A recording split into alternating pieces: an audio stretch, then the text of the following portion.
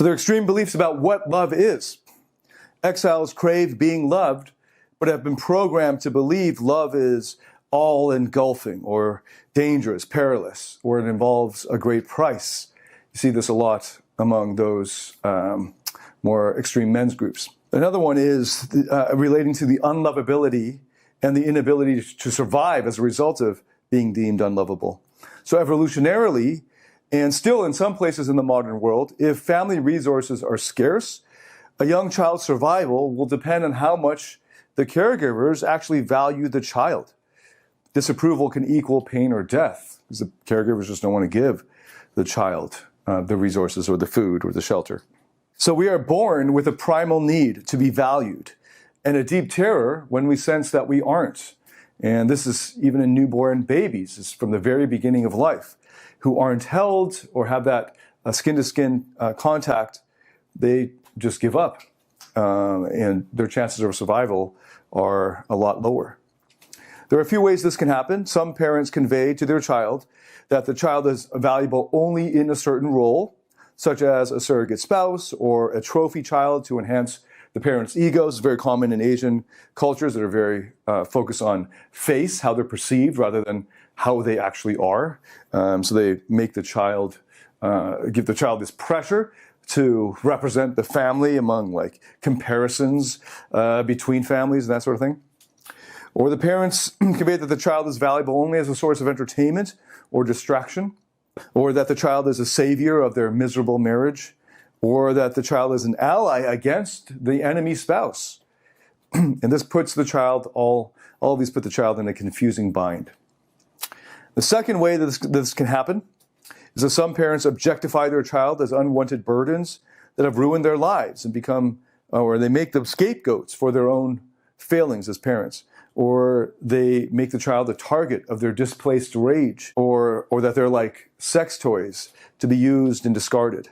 And this also leads to children blaming themselves for creating their parents' behavior, because it's easier to blame yourself than to confront the situation as a child that your entire existence is at risk because the parent is evil or just so unpredictable. And the most commonly, this happens unintentionally, by accident, because it's easy for a child to misinterpret events and blame himself. So I want to just take that one and make it a whole separate series of talks on how the average person as a child grows up as a child experiencing microtraumas and how that dictates how that person's personality comes out in many ways. Like some of it's genetic, but a lot of the ways in which there's that variation within the genetics is determined by these microtraumas. So there are these three ways that it can happen that we develop this deep terror when we sense that we aren't lovable.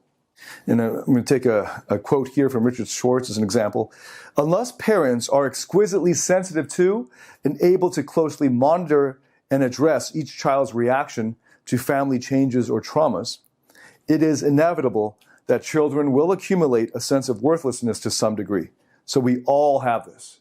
Even among perfect parents, well, I guess there's no such thing as a perfect parent, but parents who try their best, it's inevitable that the child will misinterpret events because he just doesn't understand, he or she doesn't understand all that's going on.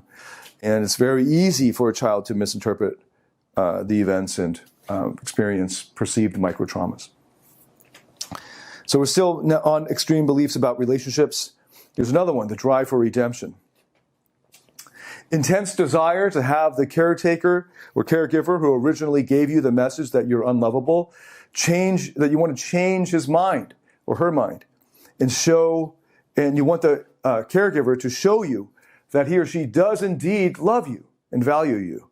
This then becomes a major factor in your unconscious mate choice. And this is what Harville Hendricks calls your imago. And this is just a nice code word for what this is, this concept.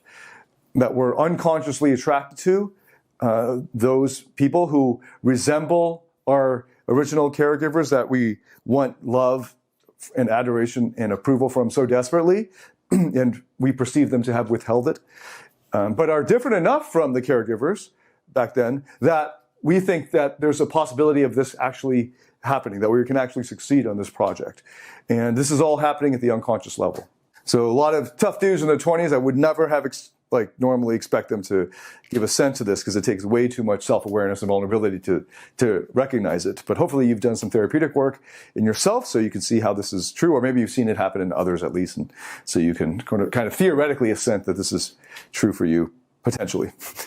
And choosing or being attracted unconsciously to your imago can lead to a few different things. It can lead to the tarnished halo pattern in a relationship where you become dissatisfied when your chosen redeemer starts to like you.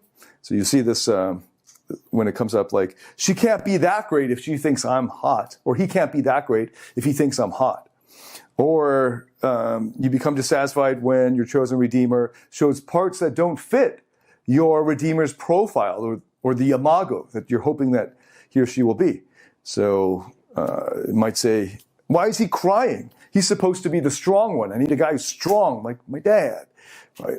And so they're turned off by that part that doesn't fit the imago that they're looking for later on down the road. So to get into the relationship, they see enough of it that they can become attracted. But then as they go a little bit further, it's very easy for them to just flip-flop and have that tarnished halo, like, not interested anymore.